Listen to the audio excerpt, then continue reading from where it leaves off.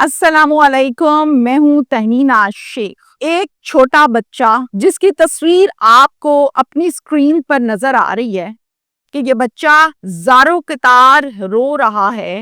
7 سال کے قریب اس بچے کی عمر ہے اور اس معصوم بچے نے اپنی سگی ماں کو انتہائی بے رحمی کے ساتھ کینچی مار مار کر، کینچی کھونپ کھونپ کر قتل کر دیا ہے۔ ماں جب زمین پر گر گئی کینچیاں کھا کھا کر، تو پھر اس کی لاش کے پاس لیٹ کر باقاعدہ ماں کے جسم پر ہاتھ رکھ کر زاروں قطار رو رہا ہے، چیخیں مار رہا ہے۔ اس بچے نے اپنی ماں کو اتنی بے رحمی کے ساتھ کیسے قتل کر دیا؟ اس حوالے سے اس کے والد کا اور اس کے باقی بہن بھائیوں کا کیا موقف ہے، کیا سٹیٹمنٹ ہے؟ یہ واقعہ کیسے پیش آیا؟ 7 سال کے بچے کا اتنا بڑا جگرا کیسے ہو گیا؟ کیا پولیس نے قانونی کارروائی کی اس حوالے سے، اور اگر کی تو کس حد تک کی؟ یہ تمام ڈیٹیلز میں آپ کو بتاؤں گی آج کے ویلاگ میں۔ پاک پتن میں یہ افسوسناک واقعہ پیش آیا ہے۔ علاقے کا نام ہے گلزار آباد، بڑا مشہور علاقہ ہے پاک پتن کا۔ شوہر کا نام ہے عبدالستار اور عبدالستار کی اہلیہ کا نام ہے صوبیہ۔ ان کے 3 بچے ہیں، 2 بیٹے ہیں اور 1 بیٹی ہے۔ بیٹی سب سے بڑی ہے، بیٹی کا نام ہے آسماں اور 10 سال اس بچی کی عمر ہے۔ اس کے بعد باری آتی ہے عبداللہ کی، اور عبداللہ ہے 8 سال کا۔ پھر اس کا چھوٹا بھائی احمد، وہ ہے 5 سال کا۔ عبدالستار پیشہ کے لحاظ سے ایک مزدور آدمی ہے جو کہ شٹرنگ کا کام کرتا ہے، اور شٹرنگ کے کام میں کتنی بچت اور کتنی دہاڑی ملتی ہے وہ آپ کو پتا ہے، جس میں گھر کا گزر بسر نہیں ہوتا۔ جو بیوی ہے صوبیہ، وہ اپنے شوہر کا ہاتھ بٹاتی ہے بچوں کی روزی روٹی پوری کرنے کے لیے، اور کپڑے سلائی کر کے دیتی ہے لوگوں کو۔ جو سلائی آتی ہے اس سے ہاتھ تھوڑا سا ایزی ہو جاتا ہے۔ سلائی بھی کرنی ہے، چھوٹی موٹی کڑھائی بھی کرنی ہے، ہینڈ ٹو ماؤتھ یہ فیملی ہے، جو پیسے آئے روٹی پکی کھائی اور سو گئے۔ یہ بچے اسکول نہیں جاتے، تینوں بچے، یہ صرف اور صرف مدرسہ جاتے ہیں سپارہ پڑھنے کے لیے۔ تیسرا عشرہ یعنی 20ویں روزے کے بعد سے 21ویں روزے سے لے کے 30ویں روزے تک کو کہتے ہیں تیسرا عشرہ۔ تیسرا عشرہ جیسے ہی شروع ہوتا ہے، تینوں بچے اپنے والد سے، اپنی ماں سے بار بار یہی بات کہتے ہیں، عید کے کپڑے لے کر دو، عید کے کپڑے لے کر دو، عید کے کپڑے لے کر دو، اور ہر بچہ اپنے پیرنٹس سے ایسے ہی کہتا ہے۔ ماں کہتی ہے بیٹا ابھی پیسے نہیں ملے، جیسے ہی پیسے ملتے ہیں پاپا آپ کو کپڑے لے دیں گے، یہ تو کوئی بات ہی نہیں ہے، اور ضرور لے کر دیں گے، ہمیشہ لے کر دیتے ہیں، اس دفعہ بھی لے کے دیں گے۔ 5 دن گزر گئے اور 6ویں دن عبداللہ 8 سال والا اپنے امی ابو بہن بھائی کے ساتھ افطار کے لیے جاتا ہے رشتہ داروں کے گھر، اور وہاں پر خوب اچھے سے افطار کرنے کے بعد ان کے بچے عبداللہ کو کپڑے دکھاتے ہیں، دیکھو جی میں تو کپڑے لے آیا ہوں عید کے، اور بچے خوشی سے دکھاتے ہی ہوتے ہیں۔ عبداللہ کپڑے دیکھتا ہے اور عبداللہ کو وہ پوچھتے ہیں کہ تم بھی لے آئے ہو؟ عبداللہ کہتا ہے نہیں میں ابھی نہیں لایا، میری مما نے کہا ہے پیسے آئیں گے تو لے دیں گے، تو ہم بھی لے آئیں گے آج یا کل۔ معصوم زبان، معصوم بچے، معصوم باتیں۔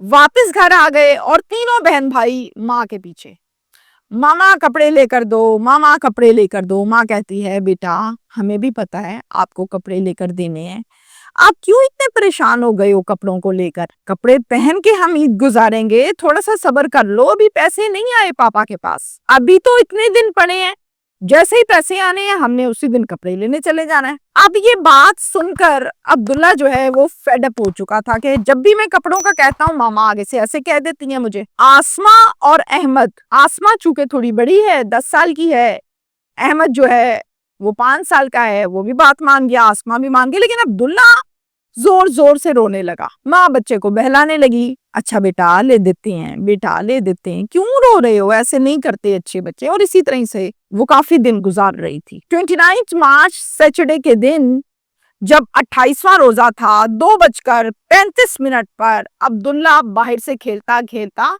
گھر آیا، والدہ کپڑے سی رہی تھی، سلائی مشین پر بیٹھی، کہتا ہے ماما یہ جو ساتھ والا گھر ہے نا کاشی کا، کاشی جو ہے نا وہ بھی کپڑے لے آیا ہے، اور کاشی کہتا ہے پرسوں عید ہے، آپ نے مجھے ابھی تک کپڑے نہیں لے کے دیے، یہ کوئی بات ہے؟ ہر دفعہ آپ کہتی ہیں پیسے آئیں گے تو لے کے دوں گی، کب آئیں گے پیسے؟ ماں کہتی ہے بیٹا ابو کے پیسے بھی آنے والے ہیں، یہ دیکھو یہ جو کپڑا مشین میں لگا ہوا ہے یہ سوٹ میں سی رہی ہوں، جیسے یہ سوٹ کمپلیٹ ہوگا اس کو دے کے آئیں گے اور پھر اس کی سلائی آئے گی، جو سلائی آئے گی اس سے میں نے اپنے بیٹے کو کپڑے لے دینے ہیں اور مجھے ہو جانی ہے ہماری، آپ کو کپڑے لے دوں گی۔ بیٹا کہتا ہے ماما یہ تو آپ مجھے کب سے کہہ رہی ہو، اور یہ کہنے کے بعد ماں پھر سے کپڑے سینے میں مگن ہو گئی۔ عبداللہ وہ کینچی جو ماں سلائی کے لیے استعمال کرتی ہے اٹھاتا ہے اور زور زور سے ماں کے دل والی سائڈ پر کینچی کھونپ دیتا ہے، مار دیتا ہے، گھسا دیتا ہے، اور پھر مارنے کے بعد ماں ہو جاتی ہے بے ہوش اور زمین پر ڈھیر خون میں لت پت۔ عبداللہ کیا کرتا ہے، ماں کے ساتھ ہی لیٹ گیا ہے اور زور زور سے رونے لگا ہے۔ اتنے میں باہر سے آسماں آ گئی ہے اور آ کے دیکھتی ہے کہ ماما تو خون میں لت پت ہوئی نہیں ہے اور عبداللہ چیخے مار مار کے رو رہا ہے۔ بھاگی بھاگی جاتی ہے، ساتھ نیبرز کو بلا کے لاتی ہے، وہ آ کے دیکھتے ہیں تو حیران اور پریشان ہو جاتے ہیں، 1122 پر کال کرتے ہیں، ٹیم آتی ہے اور اٹھاتی ہے صوبیہ کو، ہسپتال لے جاتے ہیں۔ جیسے ہی ہاسپٹل پہنچ کر ڈاکٹر معائنہ کرتا ہے تو ڈاکٹر کہتا ہے آپ تو انہیں ایکسپائر لے کر آئے ہیں، ان کی تو ڈیتھ ہو چکی۔ پھر یہ سب معاملہ ہاسپٹل والے متعلقہ چوکی کو بتاتے ہیں اور چوکی والے تھانے کو بتاتے ہیں، تھانہ لگتا ہے پولیس اسٹیشن سٹی پاک پتن۔ وہ آتے ہیں، معلومات اکٹھی کرتے ہیں، وقوع جانتے ہیں اور پھر عبداللہ کو بٹھاتے ہیں پولیس کے ڈالے میں اور تھانے لے آتے ہیں۔ اس کیس کے حوالے سے 3 عدد حلف نامے پولیس کو تحریری شکل میں جمع کروائے جاتے ہیں۔ نمبر 1 باپ عبدالستار، نمبر 2 مقصود بچے کے چچا، نمبر 3 بچے کی دادی شمیم اختر صاحبہ۔ ان حلف ناموں میں تحریر یہ کیا جاتا ہے کہ یہ جو واقعہ پیش آیا ہے صوبیہ بی بی کا، یہ محض ایک حادثاتی واقعہ ہے، ہم اس حوالے سے کسی قسم کی کوئی قانونی کارروائی نہیں کروانا چاہتے، چونکہ یہ ایک حادثہ ہے اور حادثہ سمجھ کر ہم اپنی مرضی سے بغیر کسی خوف و خطرے کے، بغیر پولیس کے پریشر کے اس واقعے کو یہیں پر ختم کرنا چاہتے ہیں، اور پھر اس کے نیچے سائن انگوٹھے اور تھم لگایا جاتا ہے، اور اس حوالے سے کسی قسم کی کوئی FIR درج نہیں کی جاتی۔ یہاں تک ہے آج کا وقوع۔ میں بالکل یہ نہیں کہوں گی کہ ماں کی غلطی، میں بالکل یہ نہیں کہوں گی کہ بچے کی غلطی، میں بالکل یہ نہیں کہوں گی کہ تربیت کی غلطی، میں یہ ضرور کہوں گی ریاست کی کوتاہی۔ ہم بینرز لگانے کے لیے لاکھوں کروڑوں روپے لگاتے ہیں، رمضان کے بینرز ہیں، راشن فری مل رہا ہے، تصاویر لگاتے ہیں سڑکوں پر، گلیوں میں، بازاروں میں، گو کہ یہ سب کام ہو رہے ہیں۔ تھوڑا سا کام ان غریب گھرانوں کے بچوں پر بھی کر لیا جائے جو صرف اس امید پر بیٹھے ہوتے ہیں کہ عید پر نیا سوٹ ملے گا۔ وہ باپ جو شٹرنگ کا کام کرتا ہے، مر کے روٹی پوری کرتا ہے، وہ کہاں سے بچے کو کپڑے لے کر دے؟ اور اس سے بڑی قیامت یہ ہے سوٹ خریدنا خصوصی عید کے موقع پر یقین کریں مزدور کے لیے ناممکن ہو گیا ہے۔ آج کی ویلاگ کی کلوزنگ صرف اس پر کروں گی، رمضان شروع ہوتا ہے نا اسلامی جمہوریہ پاکستان میں تو فروٹ کو آگ لگ جاتی ہے، تمام فروٹ، سبزیاں، ایون جوسز، ڈرنکس، شربت سب مہنگے ہو جاتے ہیں، غریب سے کھائے نہیں جاتے، سارا دن روزہ رکھا ہوتا ہے، شام کو فروٹ نہیں ہوتا کیونکہ مہنگا بہت ہے، عید آتی ہے کپڑے مہنگے ہو جاتے ہیں، بازاروں میں رش ہو جاتا ہے، کپڑے مہنگے ہو جاتے ہیں اور غریب کا بچہ کپڑے نہیں لیتا اور پھر ایسے حادثات پیش آتے ہیں۔ میری سجیشن یہ ہے، اول تو ریاست کو یہ چاہیے کہ عیدی کی شکل میں مردم شماری کا اتنا بڑا محکمہ آپ نے بنا دیا، داد و شمار کا محکمہ آپ نے بنا دیا، مردم شماری سے آپ ڈیٹا اکٹھا کریں، کس گاؤں میں کتنے کچے گھر ہیں، کتنے مزدور ہیں جو آپ کے پاس رجسٹرڈ نہیں ہیں، ان کے بچوں کو جا کے نہ پیسہ دیں بھائی، نہ لفافے دیں، کو سوٹ ہی دے آئیں، جا کے بچیوں کو بھی دے آئیں، بچوں کو بھی دے آئیں۔ شاید ہم سیاست تو نہ چمکا سکیں، ہم آخرت تو سنوار لیں گے اس حرکت سے۔ لمبی زندگی، اندھیری رات، اکیلی قبر اور اندر خود. جہاں بچانے نہ کوئی ایم پی آتا ہے، نہ ایم این اے آتا ہے، نہ منسٹر آتا ہے، نہ گورنر آتا ہے، نہ والد آتا ہے، نہ چچا آتا ہے.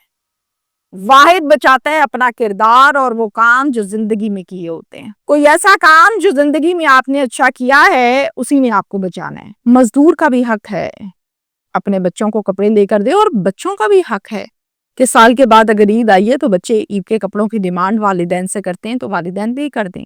والدین کی اتنی پسلی نہیں ہے، کمر نہیں ہے، وساطت نہیں ہے، جیب اجازت نہیں دیتی. آپ کا تو کام ہے نا، ریاست تو ماں ہوتی ہے، ریاست ماں ہوتی ہے، اور ماں کے لیے سب بچے برابر ہوتے ہیں. اللہ کرے کہ یہ جملہ پورا ہو جائے آج نہیں تو کل.